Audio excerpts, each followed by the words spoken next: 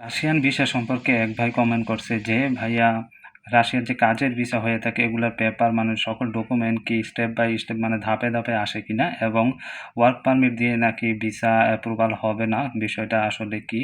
বিস্তারিত জানার জন্য ভাইয়া কমেন্ট করছে। তো অ্যাকচুয়ালি আমি বলি ভাইয়া, আপনারা যখন ইন্টারভিউ দেন, ইন্টারভিউ যখন সিলেক্ট হন তখন কোম্পানি থেকে আপনাদের একটা কন্ট্যাক্ট লেটার পাঠানো হয় এবং কন্ট্যাক্ট লেটারে আপনাদের সবকিছু ডিটেইলস, আপনাদের বেতন, থাকা, খাওয়া, এভরিথিং, ওভারটাইম ডিউটি আওয়ার কত হবে পার উইক, তো পার মান্থ যাই হোক, সেটা অ্যাকচুয়ালি সবকিছু ডিটেইলস দেওয়া থাকে এবং ওইটা আপনারা বুঝে আপনারা যখন সাইন করেন, সিগনেচার করেন, তখন ওইটা আপনাদের এমপ্লয়িদের কাছে পাঠানো হয় এবং তারা সেটা বিবেচনা করে ওই ওয়ার্ক পারমিটের এগেইনস্টে আপনাদের পাসপোর্ট অনুযায়ী আপনাদের বাংলাদেশে রাশিয়ান যে এমবাসি আছে ওইখানে একটা ইনভাইটেশন লেটার তারা সেন্ড করে এবং রাশিয়ান এমবাসি ওই ইনভাইটেশন লেটার উপর ভিত্তি করে আপনাদের ভিসা অ্যাপ্রুভ করে থাকে এবং ভিসার জন্য আপনারা যখন আবেদন করেন, পাসপোর্ট দেন, তারা সেটার সাথে যাচাই বাছাই করে আপনাদের ভিসা প্রদান করা হয়ে থাকে। জাস্ট অ্যাকচুয়ালি আপনাদের যে ভিসার কার্যক্রমগুলো আছে এগুলো একটু সময় নেয়, সময় নিয়ে কাজ করে, তারা অ্যাকচুয়ালি ধাপে ধাপেই হয়।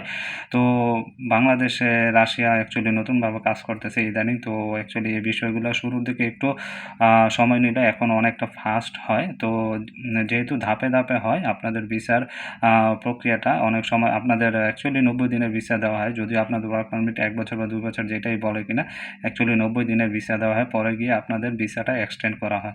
তো আশা করি ভাই আপনার কোশ্চেনের আনসার পাইছেন। তো কোশ্চেন করার জন্য, কমেন্ট করার জন্য আপনাদের ধন্যবাদ, অসংখ্য ধন্যবাদ।